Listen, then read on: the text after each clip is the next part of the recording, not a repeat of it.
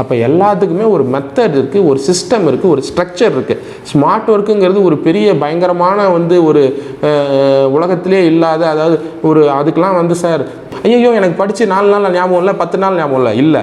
படிக்கணும், அடுத்தது அந்த சப்ஜெக்டை விட்டுட்டு இன்னொரு சப்ஜெக்டை படிக்கணும். அதுக்கப்புறம் எப்படி சார் மெமரி பண்ணுறது அப்படின்னு கேட்டால், மெமரி பண்ணுறதுக்கு கஷ்டமாக இருக்குது சார், ஞாபகம் வச்சுக்கிறதுக்கு கஷ்டமாக இருக்குது சார் அப்படின்னா அதுக்கும் நீங்கள் உங்களோட பிரெயினை புரிஞ்சுக்கணும். எப்படி அப்படின்னா, அப்போ பார்க்க போய் அப்போ அதுக்கு இடைவெளி விட்டு அதை திரும்ப பார்க்கணும். ஒன்றையே பண்ணிக்கிட்டே இருந்தால் அதுக்கு மேலே பிரெயின் ஃபேட்டிக் ஆகிடும். பிரெயின் அப்படிங்கிற இயல்பை புரிஞ்சுக்கணும். பிரெயினுக்கு நீங்கள் 2 விஷயம் அதுக்கு ரொம்ப பிடிக்காதுங்க. அது என்ன விஷயம்? படிக்கிறதுக்கு ரொம்ப முக்கியமான விஷயம் என்னென்னா, ஏன்னா தேர்வு அப்படிங்கிறது வேறு மாதிரியானது. தேர்வுங்கிறது ரிசர்ச் கிடையாது. ரிசர்ச்சில் ரொம்ப ஆழமாக புரிதல் தேவைப்படும். தேர்வில் அது புரிதல், மெமரி, அதுக்கப்புறம் வணக்கம். மறக்காமல் சப்ஸ்கிரைப் பண்ணுங்கள், பக்கத்தில் இருக்க பெல் ஐகானை கிளிக் பண்ணுங்கள். தேங்க்யூ. யூத் பேப்பர் நண்பர்களுக்கு வணக்கம். என்னுடைய பெயர் சுதாகரன். நான் முதல்வன் திட்டத்தில் போட்டித் தேர்வுகள் பிரிவினுடைய மிஷன் டைரக்டர். 2011ஆம் ஆண்டு சிவில் சர்வீஸ் எக்ஸாம் கிளியர் பண்ணேன். 728வது ரேங்க் எடுத்தேன். கிடைச்ச service Indian railway personal service. என்னோடய ஃபஸ்ட் அட்டெம்ப்டில் நான் கிளியர் பண்ணிட்டேன். அதுக்கப்புறம் தொடர்ந்து 5 முறை முயற்சி பண்ணேன். 12, 13, 14, 15, 16 எல்லா முறையும் இன்டர்வியூ போனேன். இறைவன் நீங்கள் ரயில்வே பர்சனல் சர்வீஸில் இருக்கணும் அப்படின்னு உத்தரவிட்டதன் பேரில் நான் ரயில்வே பர்சனல் சர்வீஸ்லேயே தொடர்ந்தேன். இப்போது தமிழ்நாடு அரசுக்கு டெபுடேஷன் பேசிஸில் மிஷன் டைரக்டர் காம்படிட்டிவ் எக்ஸாம்ஸ் அப்படிங்கிற ஒரு போஸ்ட்டில் நான் வந்திருக்கிறேன். போட்டித் தேர்வுகளுக்கு எப்படி படிக்கணும் அப்படின்னு நிறைய பேருக்கு உங்கள் மனசுக்குள்ளே நிறைய கேள்வி இருக்கும். சார் நான் 12 மணி நேரம் படிக்கணுமா? நான் 20 மணி நேரம் படிக்கணுமா? சார் 3 மணி நேரம் படித்தா போதுமா? ஹார்ட் ஒர்க்குனா என்ன சார்? ஸ்மார்ட் ஒர்க்குனா என்ன சார்? இப்படி பல்வேறு கேள்விகள் உங்கள் மனசுக்குள்ளே இருக்கும்.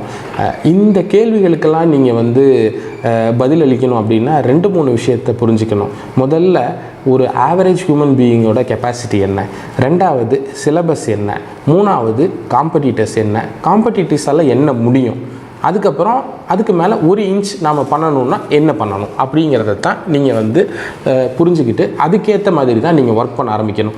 எப்போவுமே ஓவர் எஸ்டிமேட்டும் பண்ணக்கூடாது, அண்டர் எஸ்டிமேட்டும் பண்ணக்கூடாது. நம்ம என்ன நினைப்போம்னா, ஓவர் எஸ்டிமேட் பண்ணால் ஒரு நாளைக்கு 12 மணி நேரம் படிக்கணும், 15 மணி நேரம் படிக்கணும் அப்படின்னு நினச்சிக்கிட்டு புக்கை கையில் வச்சுக்கிட்டு உட்காந்துருப்போம். 4 நாள் உட்காந்துருப்போம், 5 நாள் உட்காந்துருப்போம், 4 நாள் உட்காந்துட்டு 40 நாள் தூங்கிடுவோம். அதாவது இந்த ஸ்ட்ரெஸ்ஸில் இதுக்கு மேலே என்னால் இது படிக்க முடியலையே அப்படின்னு ஸ்ட்ரெஸ் ஆகி படிக்கிறேங்கிற பேரில் படிக்காமல் அந்த கவலைப்பட்டுக்கிட்டே இருப்போம். கவலையிலேயே காலம் போயிட்டே இருக்கும். அதுக்கு பதிலாக ஒரு நாள் 4 மணி நேரத்துலேருந்து 5 மணி நேரம், காலையில் 2 மணி நேரம், மாலையில் 2 மணி நேரம், 1 மணி நேரம் ப்ராக்டிஸ் ப்ராக்டிஸ் இப்படி பண்ணி பார்த்தாலே போதும். நீங்கள் உங்களுடைய இயல்பை புரிஞ்சுக்கணும். பிரெயின் அப்படிங்கிற இயல்பை புரிஞ்சுக்கணும். பிரெயினுக்கு நீங்கள் 2 விஷயம் அதுக்கு ரொம்ப பிடிக்காதுங்க. அது என்ன விஷயம் அப்படின்னு கேட்டிங்கன்னா, மொனோட்டனி, ஃபெட்டிக். அது என்னங்க மொனோட்டனி அப்படின்னா என்னங்க? செஞ்சதையே திரும்ப செய்கிறது. உங்களுக்கு சில நேரம் நீங்கள் ஒன்றையே வச்சு திரும்ப பார்த்துக்கிட்டே இருந்தீங்க அப்படின்னு வச்சுக்கோங்களேன், சலிச்சு போயிடும். அதுக்கு ஒரு கேப் விட்டு பண்ணணுங்க. அதுக்கப்புறம் இது ஃபெட்டிக், மொனோட்டனி அண்ட் ஃபெட்டிக். இன்னொன்று புரியாத விஷயத்தை பார்க்கறது. நீங்கள் எவ்வளோ பெரிய சீரிய கருத்துக்களாக கூட இருக்கலாம், ஆனால் அந்த சீரிய உங்களுக்கு பிடிச்ச கருத்துக்களாக கூட இருக்கலாம், ஆனால் அந்த பிடிச்ச கருத்துக்கள் உங்களுக்கு புரியாத ஒரு மொழியிலையோ புரியாத ஒரு விதத்துலையோ இருந்துச்சுன்னு வச்சுக்கோங்களேன், உங்களால் அதை இது பண்ணிக்க முடியாது. அப்போ மொனோட்டனி, ஃபெட்டிக்னு ஒரு விஷயம், புரியாத விஷயத்தை பண்ணுறது அப்படிங்கிறது ஒரு விஷயம். அப்போ படிக்கிறதுக்கு ரொம்ப முக்கியமான விஷயம் என்னென்னா, ஒரு விஷயத்தை ஓரளவுக்கு புரிந்து படிக்கணும். 100% புரிந்து படிக்கிறது சிரமமாக இருக்கலாம், கண்டிப்பாக சிரமம்தான். எல்லாரும் 100% புரிந்து படித்திருக்க முடியாது. ஒரு விஷயம்னா குறைஞ்சது 90% அல்லது ஒரு 80% புரிஞ்சிக்க வேண்டியது முக்கியம். 100% மனப்பாடம் பண்ண முடியாது. பல நேரங்களில் 100% புரிந்துக்கவும் முடியாது. ஏன்னா தேர்வு அப்படிங்கிறது வேறு மாதிரியானது. தேர்வுங்கிறது ரிசர்ச் கிடையாது. ரிசர்ச்சில் ரொம்ப ஆழமாக புரிதல் தேவைப்படும். தேர்வில் அது புரிதல், மெமரி, அதுக்கப்புறம் அந்த டைமுக்குள்ளே நம்ம அதை ப்ரெசென்ட் பண்ணுறது, அதை நம்மளோட போட்டியாளர்களை ஒப்பிடும் பொழுது பெஸ்ட்டாக ப்ரெசென்ட் பண்ணுறது, இந்த 4 விஷயமுமே ரொம்ப முக்கியமானது. அப்போ இதில் நீங்கள் வந்து புரிதலுக்கு மட்டும் நான் பயங்கரமாக புரிஞ்சுக்கிட்டேன் சார், ஆனால் என்னால் ஞாபகமே வச்சுக்க முடியல, அதுக்கு நான் நேரம் செலவழிக்கலை அப்படின்னா தோற்றுருவீங்க. சார் நான் எல்லாத்தையும் மனப்பாடம் பண்ணிட்டேன் சார், ஆனால் எனக்கு புரியல சார் அப்படின்னா தோற்றுருவீங்க. சார் எனக்கு புரிஞ்சிருச்சு சார், ஆனால் நான் மனப்பாடமும் பண்ணிட்டேன் சார், ஆனால் நான் பயிற்சி பண்ணல சார் அப்படின்னாலும் நீங்கள் தோற்றுருவீங்க. சார் நான் பயிற்சி பண்ணேன் சார், ஸ்பீடாக எல்லாத்தையும் எழுதிடுவேன் சார், எனக்கு புரிஞ்சிருச்சு சார், இது எல்லாமே பண்ணிட்டேன் சார், ஆனால் வந்து நான் அழகாக எழுதுறதுக்கு பயிற்சி பண்ணல சார், ப்ரெசன்டேஷனுக்கு பயிற்சி அப்படின்னாலும் நீங்கள் வந்து உங்களோட ஃபுல் பொட்டன்ஷியல் அடைய மாட்டீங்க. அப்போ உங்கள் ஃபுல் பொட்டன்ஷியல் அடையணும்னா இது எல்லாத்துக்குமே வந்து அதுக்கான ஒரு நேரத்தையும் காலத்தையும் கொடுக்க வேண்டியது இருக்குது. ஒரு வீடு அப்படின்னா சார் வீடுனா வந்து ஃபவுண்டேஷன் தான் சார் ஸ்ட்ராங்காக இருக்கணும், அப்போ நம்ம வந்து 1 கோடி ரூபா ஒதுக்குனா ஒரு 70 லட்ச ரூபா ஃபவுண்டேஷன் போட்டுருவோம் சார் அப்படின்னா நியாயமா? இல்லை. ஃபவுண்டேஷனுக்கு ஒரு 15% வச்சுக்கலாம், 20% வச்சுக்கலாம் சார். இல்லை சார் அதுக்கப்புறம் சார் செவுரு தான் சார் ரொம்ப முக்கியம் அப்படின்னா வந்து செவுருக்கு வந்து நம்ம வந்து மொத்த காசையும் போட்டுடலாமா? இல்லை, செவுருக்கு வந்து ஒரு 50% வச்சுக்கலாம். அதுக்கப்புறம் எலக்ட்ரிக்கல் ஃபிட்டிங்ஸ் இருக்குது, லைட் இருக்குது, டோர் இருக்குது, இன்டீரியர் இருக்குது, அந்த வீட்டுக்குள்ளே கம்ஃபர்ட்டாக இருக்கும், நமக்கு ஏர் சர்க்குலேஷன் இருக்கணும், சன்லைட் வரணும். அப்போ ஃபவுண்டேஷன் அப்படிங்கிறது வந்து உங்களுடைய ஒரு புரிதல் மாதிரி. பில்லர் அண்டு செவுரு அப்படிங்கிறது நீங்கள் வந்து புரிந்ததுக்கப்புறம் மெமரி பண்ணிக்கிற மாதிரி. அதுக்கப்புறம் வந்து அதுக்குள்ளே இருக்கக்கூடிய எலக்ட்ரிக்கல் ஃபிட்டிங்ஸு, சன்லைட்டு, இதெல்லாம் வந்து நீங்கள் வந்து அந்த ஸ்பீட் அந்த ப்ரெசன்டேஷன் அதுக்குள்ளே வந்துடும். கடைசியாக பார்த்தீங்கன்னா வந்து இன்டீரியர்ஸ் வந்து உங்களோட ப்ரெசன்டேஷன். அப்போ அந்த வீடு அப்படி இருந்தால் தான் அந்த வீட்டுக்குள்ளே இருக்கிறதுக்கே உங்களுக்கு ஒரு சுகமான அனுபவமாக இருக்கும். நீங்கள் யோசிச்சு பாருங்கள், உங்கள் பேப்பர் திருத்துறவர், ஒரு மெயின்ஸ் எக்ஸாம் எழுதுறீங்க, உங்கள் பேப்பர் திருத்துறவருக்கு எவ்வளோ டைம் கிடைக்கும்? அவருக்கு கிடைக்கிற டைம் வந்து ஒரு கேள்விக்கு அவருக்கு கிடைக்கிற டைம் வந்து 6 நிமிடமோ 5 நிமிடமோ. நீங்கள் அப்போ 5 நிமிடத்தில் உங்களோட அறிவனுடைய ஆழநீளம் என்னன்னு அவரால் பார்க்க முடியாது. அப்போ அதை நீங்கள் ஸ்ட்ரக்சர்டாக அழகாக டு த பாயிண்ட் கேட்ட கேள்விக்கு எப்படி ப்ரெசென்ட் பண்ணுறீங்க அப்படிங்கிறது தான். அங்கே புரிதலும் இருக்கணும், மெமரியும் இருக்கணும், அந்த ஸ்பீடு எல்லா கேள்வியை கொடுத்த நேரத்துக்குள்ளே முடிச்சிருக்கணும், அது இல்லாமல் அதை ப்ரெசென்ட்டும் ஸ்ட்ரக்சராக பண்ணணும். ஸோ இது ஒரு பக்கம். அப்போ இதை வந்து நீங்கள் ஒரு பக்கம் பார்க்கணும் சார். ஆனால் வந்து எனக்கு வந்து மெமரி பண்ணுறதுக்கு கஷ்டமாக இருக்குது சார், ஞாபகம் வச்சுக்கிறதுக்கு கஷ்டமாக இருக்குது சார் அப்படின்னா அதுக்கும் நீங்கள் உங்களோட பிரெயினை புரிஞ்சுக்கணும். எப்படி அப்படின்னா நீங்கள் வந்து ஒரு ஊருக்கு போனீங்கன்னா முதல் தடவை பார்க்கும் பொழுது அந்த படம், அந்த ஊரினுடைய படம் வந்து ரொம்ப வந்து வித்தியாசமாக இருக்கும். அதே ஊரில் 2 தடவை 3 தடவை புது இடத்த பார்த்தீங்கன்னா அது உங்கள் மனசில் பதிஞ்சிடும். அப்போ ஒரே தடவையில் நான் எல்லாத்தையும் மனப்பாடம் பண்ணுறேன், 14 மணி நேரம் மனப்பாடம் பண்ணுறேன், 25 மணி நேரம் மனப்பாடம் பண்ணுறேன், வேண்டாம். முதல்ல பாருங்கள், கெட் ஃபெமிலியரைஸ்ட். நீங்கள் முதல் நாள் உங்கள் வகுப்புக்கு போனீங்க, முதல் நாள் வகுப்புக்கு போன உடனே உங்களால் எல்லா மாணவனுடைய பேரையும் ஞாபகம் வச்சுக்க முடியுமா? அவங்க கூட இருந்தவங்க எல்லாரும் தெரியுவாங்களா? அப்போ அவங்களோட முகங்கள்லாம் உங்களுக்கு எப்படி தெரிஞ்சுதோ ஒரு 10 நாள் கழித்து வேறு மாதிரி தெரியும். ஏன்னா அது உங்கள் மைண்டில் பதிஞ்சிடும். அப்போ பார்க்க போயிடும். அப்போ அதுக்கு இடைவெளி விட்டு அதை திரும்ப பார்க்கணும். ஒன்றையே பண்ணிக்கிட்டே இருந்தால் அதுக்கு மேலே பிரெயின் ஃபேட்டிக் ஆகிடும், அதால் அதுக்கு மேலே நகர முடியாது. அப்போ ஒரே சப்ஜெக்டையும் ரொம்ப நேரம் படிக்கக்கூடாது, ஒரே நாள்லேயும் ரொம்ப நேரம் படிக்கக்கூடாது. ஒரு நாள் படிக்கும் பொழுது ஒரு 1.5 மணி நேரம் படிக்கிறோமா, ஒரு 10 நிமிஷம் பிரேக் விடுறோம், அதுக்கப்புறம் ஒரு 1 மணி நேரம் படிக்கிறோம், அதுக்கப்புறம் அதை விட்டுறோம், நிறுத்திடணும். அதுக்கப்புறம் சாப்பிட்றோம், லைட்டாக ரெஸ்ட் எடுக்கிறோம், திரும்பி ஈவினிங் எடுக்கிறோம், ஒரு 1 மணி நேரம் 1.5 மணி நேரம். எப்படி சார் மெமரி பண்ணுறது அப்படின்னு கேட்டால், மெமரி வந்து பழக தான் வரும். ஒரே நேரத்துலேயே மெமரி பண்ணணும் அப்படின்னு நினைக்கக்கூடாது. முதல்ல வந்து ஃபெமிலியரைஸ் ஆகணும், பழக்கப்பட்டதுக்கப்புறம் ஞாபகம் வச்சுக்கணும், ஞாபகம் வச்சதுக்கப்புறம் ரிமெம்பர் பண்ணி பார்க்கணும். அப்போ இது 3ம் ஒரே நேரத்தில் நடக்கக்கூடிய ப்ராசஸ் இல்லை, அதுக்கு ஒரு டைம் எடுக்கும். அந்த ப்ராசஸை நம்ம புரிஞ்சுக்கணும்.